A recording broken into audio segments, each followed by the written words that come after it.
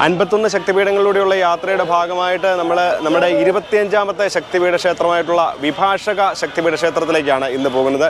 നമ്മൾ ഇപ്പോഴും ഉള്ളത് കൽക്കട്ടയിലെ ഹൗറയിലെ ഒരു ബസ് സ്റ്റാൻഡിലാണുള്ളത്. നമ്മൾ രത്നാവലി ശക്തിപീഠ ക്ഷേത്രത്തിൻ്റെ കാഴ്ചകൾക്ക് ശേഷം ഇന്നലെ രാത്രിയിലാണ് ഹൗറയിലെത്തിയത്.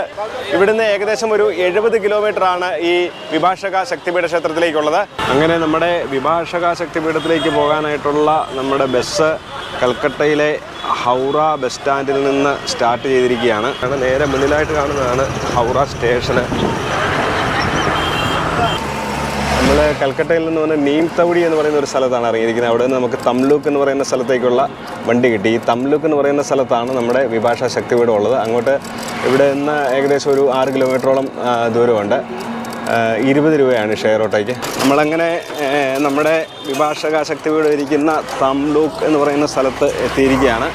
നമുക്ക് ഈ ക്ഷേത്രത്തിൻ്റെ അടുത്ത് തന്നെ ഇവിടെ താമസിക്കാനായിട്ടുള്ള ഒരു അറേഞ്ച്മെൻ്റ് ഉണ്ടെന്നാണ് പറഞ്ഞത്. നമുക്ക് നോക്കാം.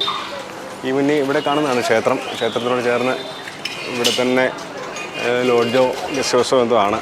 അപ്പോൾ നമ്മൾ വന്നിറങ്ങിയ ഉടനെ അവിടെ ഒരു കടയിലുള്ളൊരു ചേട്ടനെ കണ്ടതാണ്. അങ്ങനെ നമുക്ക് ഇവിടെ വിഭാഷക ശക്തിപീഠത്തിലും താമസിക്കാനായിട്ട് ഒരു സൗകര്യം കിട്ടിയിരിക്കുകയാണ്. നമ്മുടെ 25ാമത്തെ ശക്തിപീഠ ക്ഷേത്രമായ വിഭാഷക ശക്തിപീഠ ക്ഷേത്രത്തിലേക്ക് ദർശനത്തിനായിട്ട് കയറുകയാണ്.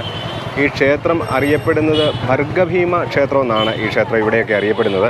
ഈ ക്ഷേത്രത്തോട്ട് കയറുമ്പോൾ തന്നെ നമുക്കിവിടെ വലത് സൈഡിലായിട്ട് ഇതുപോലെ ഇങ്ങനെ ഭദ്രകാളിയുടെ ഒരു പടം കാണാം. ഒരു വിഗ്രഹം ഇങ്ങനെ കുത്തിവെച്ചിരിക്കുന്നതാണ്. അതുപോലെ തന്നെ ഈ ദക്ഷയാഗവുമായിട്ട് ബന്ധപ്പെട്ട നമ്മുടെ കഥ കാണിക്കുന്ന ഒരു ചിത്രവും ഇവിടെ ആലേഖനം ചെയ്ത് വെച്ചിട്ടുണ്ട്. മഹാദേവന് സതീദേവിയെ എടുത്തുകൊണ്ട് നിൽക്കുന്നതും അതുപോലെ തന്നെ മഹാവിഷ്ണു ഇങ്ങനെ സുദർശന ചക്രം കൊണ്ട് ദേവിയുടെ ശരീരം ഛേദിക്കുന്നതുമായിട്ടുള്ള ഒരു ചിത്രമാണ് നമുക്കിവിടെ കാണാൻ സാധിക്കുന്നത് ക്ഷേത്രത്തിൻ്റെ വലതുവശത്തായിട്ട്. അതുപോലെ തന്നെ ക്ഷേത്രത്തിലോട്ട് കയറുമ്പം ഇടത് സൈഡിലായിട്ട് സ്വാമി വിവേകാനന്ദൻ്റെ ഒരു പ്രതിമയും ഇവിടെ കാണാൻ സാധിക്കും. നമ്മൾ ക്ഷേത്രത്തിലോട്ട് കയറി വരുമ്പം ഇടതുവശത്തായിട്ട് ഇവിടെ ഇതുപോലെ ഇങ്ങനൊരു ശിവലിംഗം കാണാം. അതുകൂടാതെ ഇവിടെ ഒരു ഹനുമാൻ സ്വാമിയുടെ ഒരു വിഗ്രഹം ഇവിടെ കാണാൻ സാധിക്കും. ഹനുമാൻ സ്വാമിയുടെ പഞ്ചമുഖ ഹനുമാൻ സ്വാമിയുടെ ഒരു വിഗ്രഹം ഈ ക്ഷേത്രത്തിലോട്ട് കയറുമ്പം ഇടതുവശത്തായിട്ട് കാണാം. അതുപോലെ തന്നെ ഇവിടെ ഒരു ശിവക്ഷേത്രമാണ് കാണാൻ സാധിക്കുന്നത്. ഇവിടെ ഒരു ശിവക്ഷേത്രം. ഇതാണ് ഇവിടുത്തെ ഭൈരവസ്വാമി എന്നറിയത്തില്ല. നമുക്ക് അകത്തോട്ട് കയറി ക്ഷേത്രത്തിനകത്തോട്ട് കയറിയിട്ട് നമുക്ക് അന്വേഷിച്ച് നോക്കാം. അങ്ങനെ നമ്മൾ ശക്തിപീഠ ക്ഷേത്രത്തിലേക്ക് കയറുകയാണ്.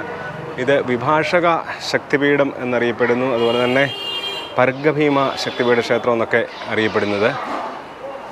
നമ്മൾ ക്ഷേത്രത്തിൻ്റെ പ്രധാന കോമ്പൗണ്ടിലോട്ട് കയറുവാണ്. നല്ല വലുപ്പമുള്ളൊരു ക്ഷേത്രമാണ്. ക്ഷേത്രത്തിൽ നമ്മൾ മറ്റു പല ശക്തിപീഠ ക്ഷേത്രങ്ങളിലും കണ്ടിരിക്കുന്ന പോലെ ഇവിടെയും ഒരു ബലിപീഠം നമുക്ക് കാണാൻ സാധിക്കും. പക്ഷേ ഇവിടെ കണ്ടിട്ട് ഇവിടെ മറ്റ് ക്ഷേത്രങ്ങളിലെ പോലെ ഇവിടെ ബലി നടക്കുന്ന സ്ഥലമാണോ എന്നുള്ള കാര്യത്തിൽ സംശയമുണ്ട്. അപ്പോൾ ഇതാണ് ക്ഷേത്രത്തിൻ്റെ പ്രധാന ശ്രീകോവിൽ. നമ്മൾ ക്ഷേത്രത്തിലോട്ട് കയറുന്നതിന് മുമ്പ് ക്ഷേത്രത്തിലെ പരിസരത്തുള്ള കാഴ്ചകളൊക്കെ ഒന്ന് നമുക്ക് കണ്ടിട്ട് വരാം. ക്ഷേത്രത്തിൻ്റെ നേരെ മുന്നിലായിട്ട് മറ്റ് ക്ഷേത്രങ്ങളൊക്കെ നമ്മൾ കണ്ടിട്ടുള്ള പോലെ തന്നെ ഒരു നാട്യ മണ്ഡപമാണ് കാണാൻ സാധിക്കുന്നത്. നമുക്ക് ക്ഷേത്രത്തിനൊരു പ്രദക്ഷിണം ചെയ്ത് ചുറ്റുവട്ടത്തെ കാഴ്ചകളൊക്കെ കണ്ടുവരാം. ഇവിടുത്തെ ദേവി അറിയപ്പെടുന്നത് കപാലിനി എന്നാണ് ദേവി അറിയപ്പെടുന്നത്. ഇവിടെ ഇങ്ങനെ ക്ഷേത്രത്തിൻ്റെ ഒരു കുളവും കാണാൻ സാധിക്കും. ക്ഷേത്രത്തിനോട് ചേർന്ന് തന്നെ ഒരു കുളവും കാണാം.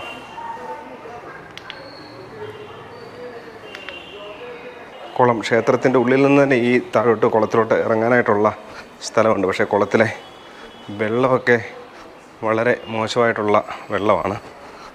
അതിനകത്ത് വേസ്റ്റ് കണ്ടോ, ക്ഷേത്രത്തിൻ്റെ ഈ കുളത്തിനകത്ത് കൊണ്ട് വേസ്റ്റ് ഇട്ടിരിക്കുന്നുണ്ട്. എന്തെങ്കിലും വേസ്റ്റാണ് കണ്ടോ, കുപ്പിയും എല്ലാം ഇവിടെ ഇട്ടിരിക്കുകയാണ്.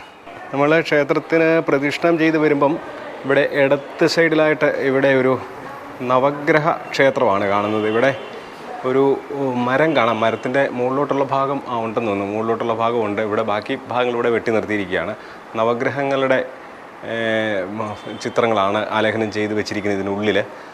അതുപോലെ തന്നെ നവഗ്രഹങ്ങളുടെ വാഹനങ്ങൾ അതാത് വാഹനങ്ങളിൽ ഈ നവഗ്രഹ ദേവന്മാർ ഇരിക്കുന്ന രീതിയിലാണ് കാണുന്നത്. ഇവിടെ നമുക്ക് കേതുവും ചന്ദ്രനും സൂര്യനാണ് നടുക്ക്. ഇത് കേതു, ഈ സൈഡിൽ ചന്ദ്രന്. ഈ ക്ഷേത്രത്തിലെ ഒരു ജീവനക്കാരനെ ഇപ്പം ഞാൻ കണ്ടപ്പം ചോദിച്ചപ്പോൾ പറഞ്ഞത് ഇവിടുത്തെ ദേവി അറിയപ്പെടുന്നത് ഭർഗഭീമ എന്നാണ് ഇവിടുത്തെ ദേവി അറിയപ്പെടുന്നതെന്നാണ് പറഞ്ഞത്. അതുപോലെ തന്നെ ഭൈരവൻ്റെ പേര് ഭൈരവനും ഈ ക്ഷേത്ര ശ്രീകോവിലിൻ്റെ ഉള്ളിൽ തന്നെയാണ്. ക്ഷേത്രത്തിനോട് ചേർന്നുള്ള ഈ മണ്ഡപത്തിൻ്റെ മുകളിലായിട്ട് നമുക്കിങ്ങനെ നവദുർഗകളുടെ പ്രതിമകളിങ്ങനെ ആലേഖനം ചെയ്ത് വെച്ചിരിക്കുന്നത് കാണാം. 9 ദുർഗയുടെ 9 ഭാവങ്ങൾ നമുക്ക് ഇവിടെ ആലേഖനം ചെയ്ത് വെച്ചിരിക്കുന്നത് കാണാം. നമ്മൾ പ്രദക്ഷിണം ചെയ്ത് ക്ഷേത്രത്തിൻ്റെ പുറകു ഭാഗത്ത് എത്തി. ഇവിടെ നമ്മൾ മറ്റ് ക്ഷേത്രങ്ങളിൽ ഭിന്നമായിട്ട് നമുക്ക് കുറേ ദൂരെ നിന്നിട്ടേ നമുക്കിവിടെ ദർശനം സാധ്യമായിട്ടുള്ളൂ. അപ്പം ഇതാണ് നമ്മുടെ വിഭാഷക ശക്തിപീഠം. പക്ഷേ വിഭാഷക ശക്തിപീഠം എന്ന് അല്ല ഇതറിയപ്പെടുന്നത്. ഇവിടെ ശരിക്കും അറിയപ്പെടുന്നത് ഭർഗഭീമ ശക്തിപീഠം എന്നാണ് അറിയപ്പെടുന്നത്. ദേവി അറിയപ്പെടുന്നത് ഭർഗഭീമ എന്നാണ്. നമ്മുടെ ശക്തിപീഠത്തിനെ കുറിച്ചിട്ട് പറയുന്ന ഗ്രന്ഥങ്ങളിലൊക്കെ ഇവിടുത്തെ ദേവി അറിയപ്പെടുന്നത് കപാലിനി എന്നും ഭൈരവൻ്റെ പേര് സർവാനന്ദന് എന്നുമാണ്. ചില ഗ്രന്ഥങ്ങളിൽ ഭൈരവൻ്റെ പേര് സദാശിവൻ എന്നും പറയുന്നുണ്ട്. ഇവിടുത്തെ ഭൈരവസ്വാമി ഇവിടെ ദേവിയോടൊപ്പം തന്നെ ഈ കോവിലിൻ്റെ ഉള്ളിൽ തന്നെ, അതായത് ശ്രീകോവിലിൻ്റെ ഉള്ളിൽ തന്നെയാണുള്ളത്. നമ്മളിനി ഈ ക്ഷേത്രത്തിൻ്റെ അവിടുന്ന് രൂപ് നാരായൺ എന്ന് പറഞ്ഞൊരു നദിയുണ്ട് ഇവിടെ. ഈ ക്ഷേത്രം ഇവിടുന്ന് ഏകദേശം ഒരു കഷ്ടിച്ച് 1 കിലോമീറ്റർ മാറിയ ഒരു നദിയാണ്. ഈ രൂപ് നാരായൺ ഈ നദിക്ക് പേര് പറയാനായിട്ട് കാരണം ഈ നദി ഇടയ്ക്കിടയ്ക്ക് അതിൻ്റെ ആകൃതിയൊക്കെ മാറും. അതുകൊണ്ടാണ് രൂപ് നാരായൺ നദി എന്ന് പേര് വരുന്നത്. അങ്ങനെ നമ്മൾ നമ്മുടെ 25ാമത്തെ ശക്തിപീഠ ക്ഷേത്രത്തിൻ്റെ സമീപത്ത് നിന്ന് ഇനി രൂപ് നാരായൺ എന്ന് പറയുന്ന നദി കാണാനായിട്ടാണ് പോകുന്നത്. നമ്മൾ കഴിഞ്ഞ ദിവസമൊക്കെ കണ്ടതുപോലെയല്ല, ഈ സ്ഥലം വളരെ വലിയൊരു ടൗൺ തന്നെയാണെന്ന് പറയാം. ഇഷ്ടംപോലെ കടകളുമൊക്കെ ഉള്ള ഒരു ടൗണാണ് ഈ ക്ഷേത്രം ഇരിക്കുന്ന സ്ഥലം. ഈ കാണുന്നതാണ് രൂപനാരായണ നദി. നല്ല വീതിക്കുള്ളൊരു നദിയാണ്. പക്ഷേങ്കിൽ ഇവിടെ നിന്ന് നമുക്കിപ്പോൾ ഇറങ്ങാൻ പറ്റുന്ന അവസ്ഥയിലല്ല. ഇവിടെ ഇങ്ങനെ ചെള്ളയായിട്ട് കിടക്കുകയാണ്, ചെളിയായിട്ട് കിടക്കുകയാണ്. ഇങ്ങോട്ട് കുറേ ആൾക്കാർ മുന്നോട്ട് നടന്നു പോകുന്നതാണെന്ന് തോന്നുന്നു. കുളിക്കുകയൊക്കെ ചെയ്യണമെങ്കിൽ കുറേ മുന്നോട്ട് പോകണം. നദിയുടെ തീരത്തായിട്ട് ഇങ്ങനെ ഇവിടെ ചെറിയ ചെറിയ കടകളുമൊക്കെ കാണാം. ഐസ്ക്രീമും ചായയും ഒക്കെ ആയിട്ട് ഉള്ള കടകളുമൊക്കെ കാണും. പ്രദേശവാസികളായിട്ടുള്ള ജനങ്ങളാണെന്ന് തോന്നുന്നു കൂടുതൽ ഇവിടെ വരുന്നത്. വളരെ വീതിക്കാണ് നദി കാണുന്നതിൻ്റെ അങ്ങേക്കര കണ്ടോ, വളരെ ദൂരെയായിട്ടാണ് കാണുന്നത്. പക്ഷേ ഇവിടെ ഇപ്പം വെള്ളമില്ല. ഇതിപ്പോൾ കണ്ടിട്ട് ഇവിടെ ഇടയ്ക്ക് ഇവിടെ വെള്ളം പൊങ്ങുന്നതാണ്, എന്താണെന്ന് അറിയത്തില്ല. ഇവിടെ ഇങ്ങനെ ഉണങ്ങി കുറേ നാളുകളായിട്ട് ഉണങ്ങി കിടക്കുന്ന രീതിയിലുള്ള ലക്ഷണമൊന്നുമല്ല ഇവിടെ കാണുന്നത്. ഇവിടെ ചെളിയാണ്, മുന്നോട്ട് നടന്നു പോകാൻ പറ്റാത്ത രീതിയിലാണ്. ഈ നദിയുടെ പേര് രൂപ് നാരായണൻ നദി എന്നാണ്. അതായത് ഇതിൻ്റെ ആകൃതി, ഇതിൻ്റെ ഒഴുക്കിൻ്റെ ദിശയും ഒക്കെ ഒഴുക്കിൻ്റെ രീതികളും ഒക്കെ പലപ്പോഴും ഇങ്ങനെ മാറിക്കൊണ്ടിരിക്കുമെന്നാണ് പറയുന്നത്. ഇത് ചിലപ്പോൾ നമ്മളിപ്പോൾ കാണുന്ന തൊട്ട് മുന്നിലൂടെ ഒഴുകിക്കൊണ്ടിരുന്നതായിരിക്കും ഇപ്പോൾ ദൂരെ കൂടെ ഒഴുകുന്നത്. അപ്പോൾ അങ്ങനെ ഇതിൻ്റെ രൂപമാറ്റം സംഭവിക്കുന്നതുകൊണ്ടാണ് ഇതിന് രൂപനാരായണൻ നദി എന്ന് പേര് വന്നതെന്നാണ് നമ്മൾ ഈ അമ്പലത്തിൽ അന്വേഷിച്ച് കഴിഞ്ഞപ്പം അവിടുത്തെ ജീവനക്കാർ നമ്മളോട് പറഞ്ഞു തന്നത്. 51 ശക്തിപീഠങ്ങളിലൂടെയുള്ള നമ്മുടെ യാത്രയുടെ ഭാഗമായിട്ട് ഭർഗഭീമ ശക്തിപീഠ ക്ഷേത്രം അല്ലെങ്കിൽ വിഭാഷക ശക്തിപീഠ ക്ഷേത്രത്തിൻ്റെ ദർശനം ഇവിടെ പൂർണ്ണമാവുകയാണ്.